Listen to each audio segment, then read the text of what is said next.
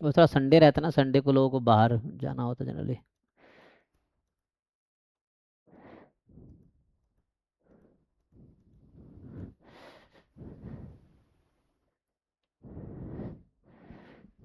अच्छा sir, two independent sample t test का question में कैसे समझे कि इक्वल वेरिएंस होगा या अनइक्वल वेरिएंस? तो उसमें क्वेश्चंस में ऐसा होना चाहिए, वरना तो टू सैंपल टी टेस्ट ना, तो टी टेस्ट में कब कन्वर्ट होगा? अगर सैंपल मान लीजिए वेरिएंस अननोन है, अगर वेरिएंस नोन है जैसे, तो नोन है तो वो जैसे वन सैंपल में जेड टेस्ट हो जाता है, और टू सैंपल में कहाँ चला जाएगा, काई स्क्वायर में नहीं चला जाएगा। तो आई थिंक उसमें जो भी आप लगाओगे टी टेस्ट के केस में वेरिएंसेस जो होंगे वो अननोन ही होंगे। ठीक है ना, तो डेटा के थ्रू निकालना पड़ेगा, तो वेरिएंस अननोन होगा। चेक चेक कीजिए एक बारी।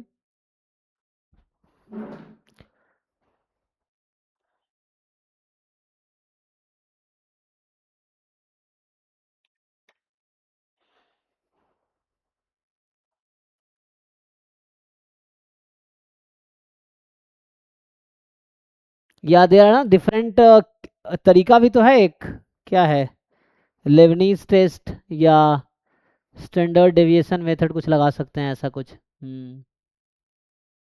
तो कुछ क्वेश्चन दीजिए, फिर ट्राई करते हैं, क्वेश्चन के बाद पता चलेगा, ऐसे पता नहीं चलेगा। कोई क्वेश्चन भेजिए, उसको ट्राई करके देखते हैं, है ना, तो शायद बेटर पता चल जाएगा। मुझे लगता है कि वन सैंपल में तो टी, जो वन सैंपल टी टेस्ट है उसमें वेरिएंसेस जो होगा वो तो अननोन ही होगा, है ना।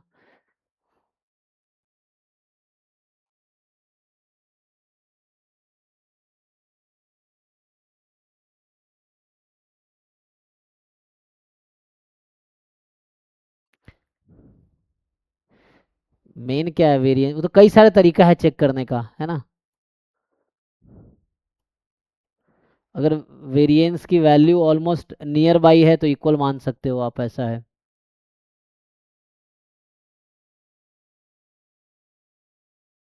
कोई क्वेश्चन है?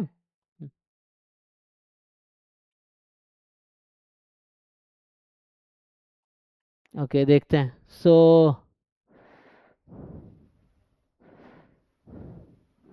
Can we have little date lecture, अच्छा, टाइटल डेट लेक्चर, टाइटल भी डाले, डेट भी डाले, लेक्चर भी डाले, number on lecture notes, it is difficult.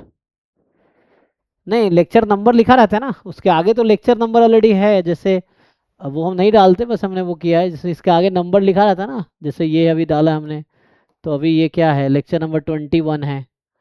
21 था मतलब, ये तो हो गया, तो आज 22 हुआ है, तो उसी ऑर्डर में हो रहा है, 22 लेक्चर मतलब 22 होगा ना, तो लेक्चर नंबर 22 है।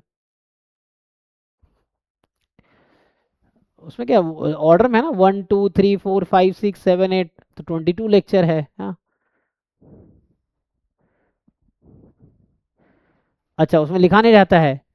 ओके, तो टॉप पे आप चाह रहे हो मैं क्लास के पहले लिख दूं, ऐसा कहना चाह रहे हो क्या? तो वो पहले बोलना चाहिए, उसमें तो ठीक है, क्लास के ऊपर लिख सकते हैं। सो जनरली है ना, जैसे आज 22 लेक्चर है, तो उसमें आज हमारा यूनिट 5, जब आप ओपन करोगे तो पता चल जाएगा ना क्या है। ओके, मैं समझ गया, आपको ये है कि भाई सीधा हम उसी लेक्चर पे जाए, तो आपको एक एक करके देखना पड़ेगा किस में क्या पढ़ाया गया है, तो कंटेंट देख के पता चलेगा आपको।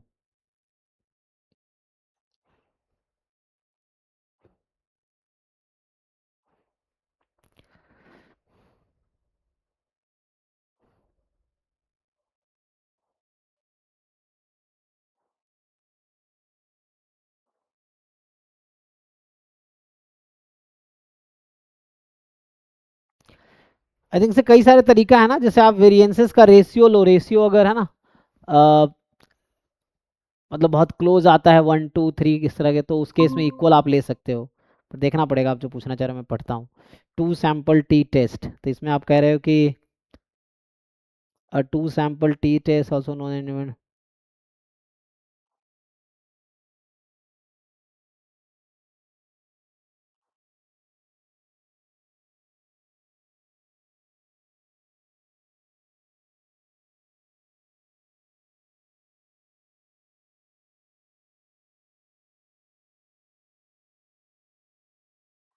पॉपुलेशन वेरिएंसेस आर इक्वल, यहाँ पे ही कंसिडर हुआ ना।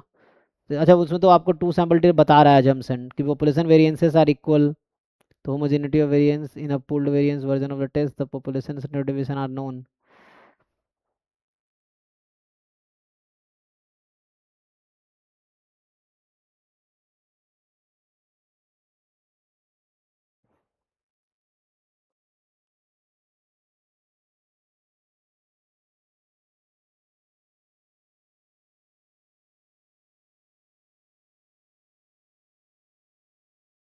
अच्छा, equal variance assume then pool test होगा, ओके। तो एक तो इसमें गिवन होना चाहिए, मोस्टली ये गिवन होना चाहिए ना कि क्या है, तो उससे आसान रहेगा, नहीं तो देखना पड़ेगा। सो इसमें दो केस आपने जो भेजे हैं उसमें मैं देख रहा हूँ क्या कैसे लिखा है। So equal variances are assumed, तो वेरिएंस इक्वल है तो एस्टिमेट करोगे तो दोनों के एस्टिमेटर तो अलग अलग हो सकते हैं, तो उस केस में पुल्ड सैंपल वेरिएंस यूज होता है ना जो आप लिखे हो, ठीक है। तो इसमें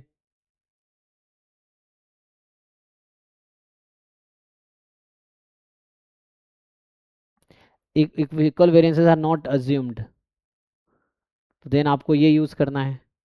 तो आई थिंक क्वेश्चन में डेटा गिवन होगा, ऐसे खुद से थोड़ी डिसाइड करना है। वो तो क्वेश्चन में मेंशन रहेगा ना वेरिएंस इक्वल है या नहीं है, उसके अकॉर्डिंग। नोन अननोन आप क्या पूछ रहे थे, नोन अननोन या फिर इक्वल डिफरेंट? इक्वल अननोन, अच्छा वो नोन अननोन का मैं बता रहा था शुरू में ना। अच्छा, शुरू में नोन अननोन बता रहा था, इसमें इक्वल अनइक्वल की बात कर रहे हैं। तो लगता है क्वेश्चन में गिवन होना चाहिए, उससे तभी तो आप लगा पाएंगे। अगर अनइक्वल है तो पहला वाला टेस्ट स्टैटिस्टिक्स लगाएंगे जो आपका दे रखा है ना। वेरिएंसेस इक्वल है तो पुल्ड वाला आप लगाते हैं वेरिएंसेस, और अनइक्वल है तो इक्वलिटी आप अज्यूम, ये तो अजम्पशन है ना, तो अजम्पशन में आपको तो अजम्पशन में गिवन होगा। तो equal variances are not assumed, then आपको ये टेस्ट लगाना है। तो मुझे लगता है ये गिवन होना चाहिए इसके अकॉर्डिंग, मुझे ऐसा लग रहा है। सो अच्छा, क्वेश्चन जो आप कह रहे हैं उसके, ओके क्वेश्चन का देख लेते हैं। Below are the given the gain in the weight of these two diets. Diet that we test if the two diet different significantly as regards of their effect, okay, as increasing। अब आप ये सोच रहे हैं कि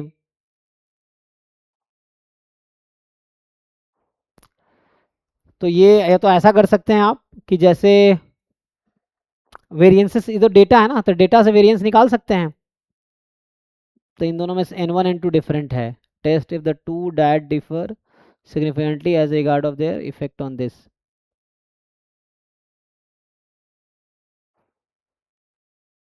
तो दोनों test में कौन सा टेस्ट लगाएंगे, ये क्वेश्चन है आपका।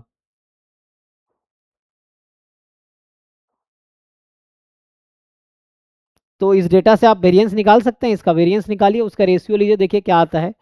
You find variance of both, जो ए है और बी है, उन स्टैंडर्ड डेविएशन मतलब जो वेरिएंस का फॉर्मूला होता है डिस्क्रिप्टिव में, उसको लगा के आप दोनों का वेरिएंस निकालिए और उसका रेशियो लेके देखिए। अगर रेशियो बहुत क्लोज आता है, लाइक लेस देन 4 के काइंड ऑफ, या 3 से 1 2 3 4 इससे नियर आता है, तो you can assume they are equal, otherwise they are different, ऐसा कर सकते हैं आप। तो रेशियो लेके देखिए, वेरिएंस निकालिए, रेशियो लीजिए। तो मैं देखता हूँ एक बार ना। सो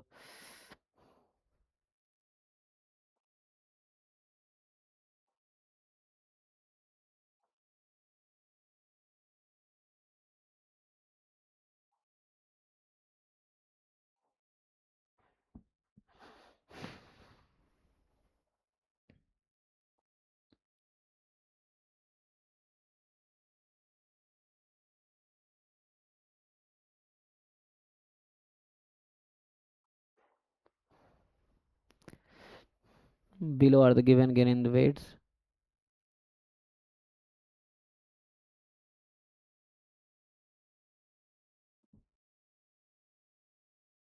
increase in weight। तो यहाँ मुझे लग रहा है वेरिएंस इक्वल आएगा।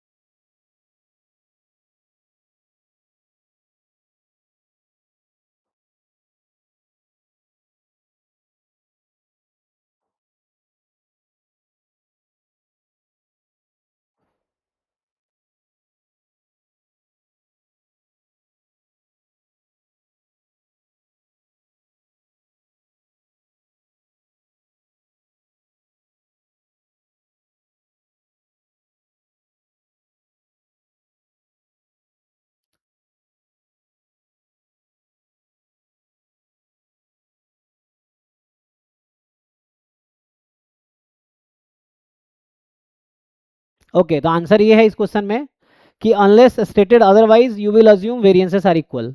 और आप वेरिएंस निकाल के रेशियो भी चेक कर सकते हो, है ना।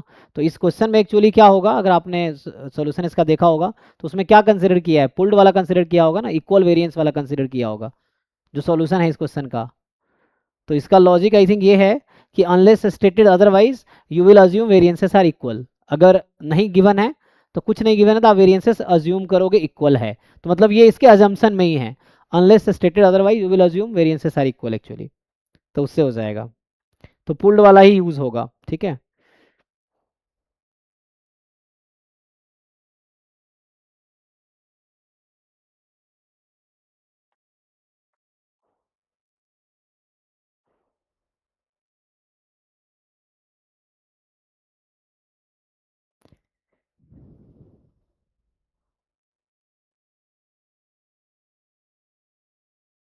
जनरली दिया देखो, एक तो होता है कि क्लियरली लिखा होगा, नहीं लिखा होगा तो आप इक्वल वेरिएंस अज्यूम करके काम करो, ठीक है। हम्म।